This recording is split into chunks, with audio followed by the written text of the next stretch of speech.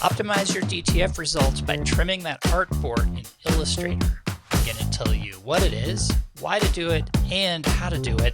Let's get started.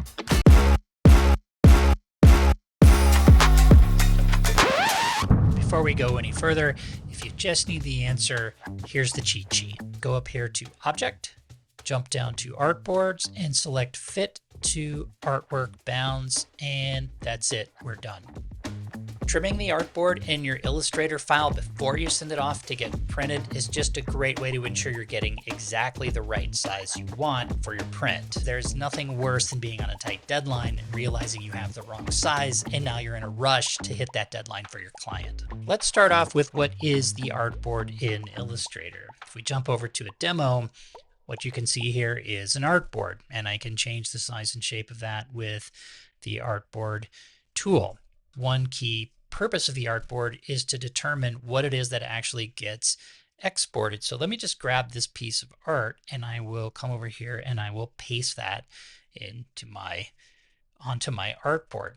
Now, if I were to export this right now, what you're going to see by going File, and I'll just make this obvious with Save for Web Legacy so you can see, I can see that that's within the artboard, that's getting exported. I'll cancel that. Now, watch what happens if I drag that off of the artboard. Now it's no longer there. And if I were to go to save that, you can see that it's blank. And that's because it's not sitting on the artboard. So this is the artboard. The artboard is your canvas. The artboard determines what's going to get exported when you actually sort of save your artwork.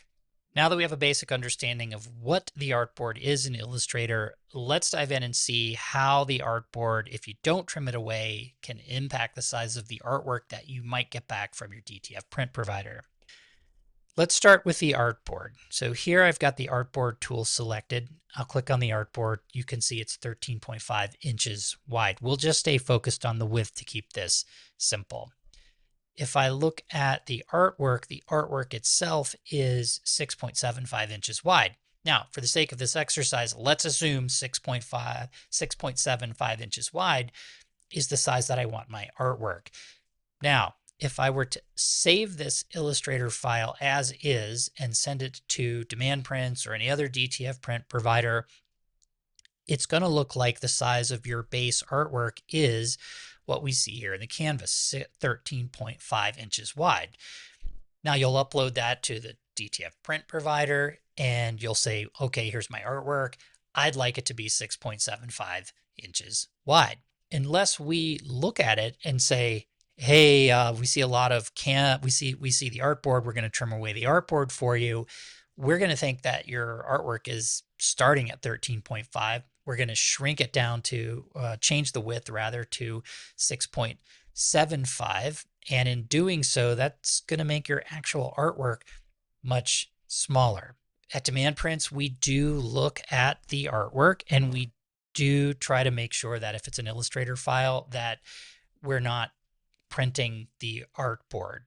When we manually trim that artboard, we might not get it exactly to the right size. And that's why it's really important for you to trim the artboard yourself. That way you know with 100% certainty you're getting the exact size you're looking for. Let's dive into a demo. I'll show you how easy it is to trim that artboard. Okay, here we go. Now we have the DMandprints logo, which we want at 6.75 inches wide on our artboard, which is 13.5, and we're going to trim this down to the size of the artwork so that we can ensure the best possible results for our DTF print.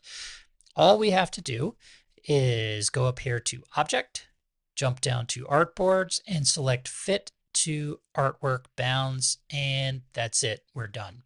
So if you're using Adobe Illustrator to create artwork for your DTF prints, this one simple tip, trim your artboard, will help make sure you get the best possible outcomes. Thanks. We hope this was helpful. Please like and subscribe, and we'll see you in the next one.